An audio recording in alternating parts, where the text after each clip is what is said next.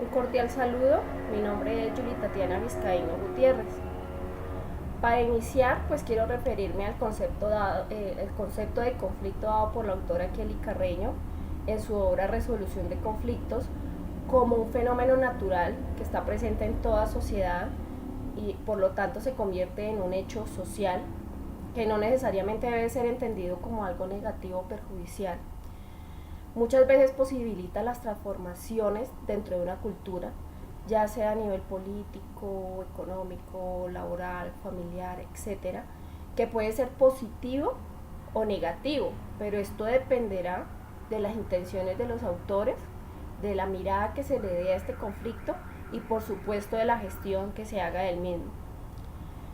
También podemos entender el conflicto como una situación de confrontación, entre dos o más personas, entre los cuales existe pues una discrepancia generada por diferentes causas.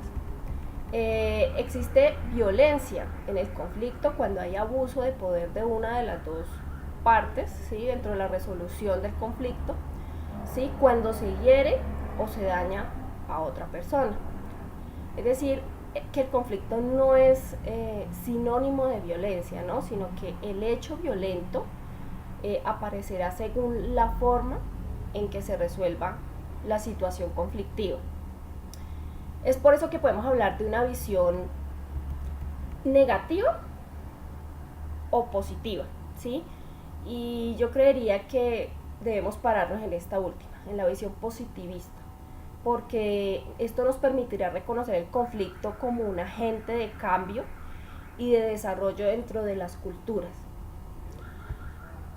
Desde una visión positivista podemos ver el conflicto muy diferente, podemos ver un conflicto histórico, ¿sí? Un conflicto donde que las sociedades han vivenciado desde tiempos remotos y que se caracteriza por evolucionar de manera distinta a través del tiempo, ¿sí? El conflicto también se vuelve una expresión de lo social. Esto no constituye, ya que esto no constituye un hecho individual, sino especialmente social, ¿sí? También podemos ver el conflicto como una forma que conlleva a múltiples expresiones y resoluciones de conflictos diferentes, ¿sí? Ya que los conflictos no son iguales y por lo tanto pues el abordarlos tampoco será igual, ¿sí? El conflicto eh, admite la diferencia, la diversidad, pero también la unicidad, ya que somos seres únicos e irrepetibles. Por lo tanto, pues hay que reconocer la diferencia, pero también las particularidades específicas, ¿sí? Tanto del conflicto como de sus actores, ¿no? Ya que en toda sociedad pues existe una pluralidad de sujetos los cuales actuamos libremente, pero también pues actuamos de manera distinta, ¿no? Con lo cual pues muchas veces se presentan conflictos y aquí pues lo importante será conseguir la forma eficaz de resolverlos. Para ello pues existen formas jurídicas que son eficientes para ciertos conflictos, pero que por motivos que no son difíciles de entender, pues es complicado para algunos ciudadanos recurrir a un aparato jurisdiccional. Sin embargo, hoy día pues existen los llamados métodos alternativos de resolución de conflictos como una respuesta fácil y eficaz, accesible a la ciudadanía, con una solución más sencilla y rápida en la que da un juicio, ¿sí? Bueno, ¿cuáles son esos métodos alternativos de resolución? Yo resaltaré aquí tres, y es la conciliación, que es un mecanismo de solución de conflictos a través del cual dos o más personas por sí mismas, dos o más personas gestionan por sí mismas la solución de sus diferencias con la ayuda de un tercero, que es neutral y calificado, que se le puede llamar conciliador. Este actuará siempre habilitado escogido por las partes, facilitando pues así el diálogo entre ellos, entre los actores, y promoviendo fórmulas de acuerdo que permitirían llegar a soluciones satisfactorias para ambas partes. El segundo, es el arbitraje, que es un mecanismo por medio del cual los actores involucrados en un conflicto que consideran irreconciliable acuden a un denominado tribunal arbitral dentro de los centros de arbitraje, ya sean nacionales o internacionales, los cuales toman una decisión definida por la ley, en donde por lo general pues una de las dos partes sale beneficiada y la otra perjudicada. Y tercero está la mediación, que consiste en la participación de un tercero o un externo al conflicto, que debe ser neutral, que interviene con consentimiento también de las dos partes y que ayuda a llegar a un acuerdo que se caracteriza porque se satisfacen las necesidades, expectativas e intereses de forma equitativa, pues se basa en la decisión también de los actores del conflicto y no del mediador, ¿sí? Y ayuda en la reconstrucción y mantenimiento de las relaciones personales. Este es un proceso ágil, flexible, sin costo, y donde los actores pueden darlo por terminado en el momento que así lo decidan. Además puede ser utilizada por individuos o grupos, formando pues así la participación ciudadana, y se caracteriza además por ser un proceso formativo que instruye el manejo del conflicto y beneficia pues la autogestión, que pues eso es muy importante. Realmente pues la mediación es una actuación que se desarrolla de forma habitual, ¿sí? En la familia, en el colegio, con los amigos, en los entornos sociales. En definitiva, pues esta se aplica de forma rutinaria en todos los ámbitos de la vida. Por lo tanto, pues considero la mediación un aliado para los conflictos educativos. El conflicto pues es inevitable en los grupos humanos, y hoy día los conflictos escolares pues no son la excepción. Conflictos que son causados por diferencias de saber, creencias, valores, deseos, muchas veces también por escasez de recursos, dinero, poder, tiempo, hasta por una misma rivalidad por competencia, ¿sí? Causas que desafortunadamente han traído consecuencias muy graves, como es el bullying. En este momento nuestros jóvenes están manejando estos conflictos no solamente con agresiones físicas, agresiones psicológicas, que han llevado hasta el suicidio a algunos a muchos jóvenes, muchos niños, dentro de las aulas escolares o fuera de ellas. El conflicto pues es diferencia y diversidad, no debe ser negativo, y por ello pues el problema no está en el conflicto como tal, ¿sí? Sino en el cómo lo afrontemos. Pues dependerá que podamos obtener efectos negativos o beneficios para la educación. De esta manera pues la mediación en el ámbito escolar se convierte pues en un instrumento que promueve la cultura de la paz y también la no violencia, y yo considero que se debería pues manejar en toda institución educativa, ¿no? Que existieran formadores de mediadores que instruya a otros miembros de la comunidad educativa, profesores, padres de familia y hasta los mismos alumnos.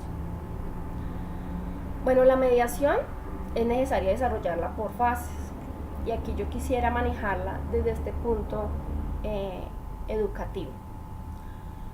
Para mí pues la primera fase sería detectar el conflicto, ¿sí? En primer lugar hay que saber qué personas son las que solicitan una mediación escolar y el por qué. Es conveniente también en este paso, en esta fase, pues hablar con las personas afectadas por el conflicto y explicarles de forma clara y sencilla en qué consiste la mediación, ¿no? Ya que pues siempre debe ser voluntario por parte de los dos actores. La segunda fase sería la preparación. Aquí se prepararía el espacio en el que se va a desarrollar la mediación. Es importante que esta fase pues se crea un clima basado en la confianza mutua, ¿no? Mutua entre el actor o el mediador o los mediadores. Que como dije anteriormente, pueden ser desde que estén calificados y todo, pueden ser padres, los mismos educadores quienes medien estas situaciones. Bueno, dentro de toda esta segunda fase, que es la preparación, también se debe enfatizar mucho en el conflicto, ¿no? En el conflicto y cómo está afectando a estos actores. Finalmente, pues aquí también se debe explicar las normas con las que se va a regir la mediación, porque pues sin la aceptación de las normas, pues no va a haber mediación posible. La tercera fase sería la sesión, que es aquí donde los mediadores se interesan por la naturaleza del conflicto, escucha de forma muy activa a las personas afectadas y nunca posicionándose por ninguno de las dos partes. Es importante que el mediador haga preguntas abiertas, donde se cree otra perspectiva diferente, ¿no? Del conflicto. Aquí también se profundizará como dije anteriormente, mucho en la naturaleza del conflicto. Es el momento de intentar enfocar el conflicto desde diversos puntos de vista. El mediador debe intentar que las personas afectadas por el conflicto sean capaces de revertir su situación inicial, ¿sí? Que se pongan en el lugar del otro. Se debe poner se debe poner muy en claro las ideas que han surgido durante la mediación escolar. Una vez que están todas estas propuestas, se eligen aquellas que más favorezcan el conflicto, ¿sí? Y es aquí donde se busca fomentar la cooperación y se intenta que las partes afectadas sean capaces de llegar a acuerdos concretos. Una vez que se han alcanzado los acuerdos que satisfazgan ambas partes, llega el momento de elaborar, pues, digámoslo así, como una ruta de la que están convencidas las partes implicadas para abordar así el conflicto. Estas personas deben ser capaces de verbalizar a qué pacto se ha llegado, ¿no? Se fija también una revisión en la que para revisar en qué estado pues encuentra el conflicto, para así poder llevar a cabo pues las acciones que sean pertinentes. Por último está pues el seguimiento y la evaluación. Es aconsejable que pasado un tiempo prudencial las personas afectadas y el mediador o los mediadores se vuelvan a encontrar para valorar en qué momento se encuentra el conflicto, ¿sí? En esta revisión se incide en lo que se ha funcionado, ¿sí? En lo que ha funcionado y en lo que no, y así pues se plantean otras pautas de actuación si es necesario. La mediación finaliza preguntando qué les ha aportado y qué grado de incidencia ha tenido para la resolución del conflicto. Creo que es muy importante la mediación, es una alternativa de resolución de conflictos muy fácil, muy sencilla, que sí debe ser el mediador debe tener bastante conocimiento, como una autogestión para ayudar en estos conflictos que se presentan en estos ámbitos, en este ámbito educativo. Como podemos ver, pues el proceso de mediación escolar viene, debe ser perfectamente pautado, ¿sí? Como lo acaba de describir más o menos, lo que favorece y posibilita que sea más fácil de resolver los distintos conflictos que se producen en los centros educativos. Como lo dije, pues una buena mediación escolar será aquella que transforme el conflicto en una oportunidad y hacia una visión positivista del mismo. Creo que estas alternativas del conflicto deben ser conocidas y deben ser actuadas, deben ser manejadas en nuestros diferentes ámbitos. Yo lo puse aquí desde el ámbito educativo para explicar un poco mejor la mediación, pero realmente se puede manejar en todos nuestros contextos sociales, laborales, políticos. Y bueno, creo que esto es todo. Agradezco mucho por su atención y bueno, espero que haya sido de agrado este video. Gracias.